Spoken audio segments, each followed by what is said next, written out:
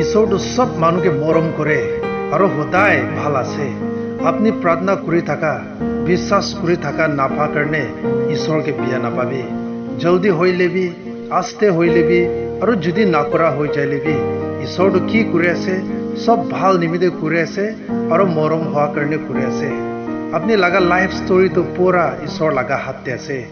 আপনি আজি দুখ চিন্তা বিমাৰ নহয় লেবি, মন ভাঙা ভাঙি সিচুৱেশ্যনতে থাকাটো ঈশ্বৰ নিমিত্তে সাৰপ্ৰাইজ নহয়।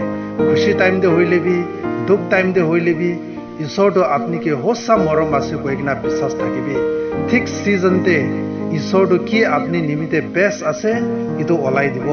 মানুহ আপনিকে ৰিজেক্ট কৰি দিব পাৰে, হাসি কিনা চৰম খেলাই কিনা ওলাই দিব পাৰে। মানুহ আপনি লাগা ওপৰতে কিমান বি বিয়া কৰি দি লেবি, মনতে তিতা নাৰাখিবি, তাই খান নিমিত্তে প্ৰাৰ্থনাহি কৰি দিবি। আপনিকে ৰিজেক্ট কৰা, ছাড়ি দিয়া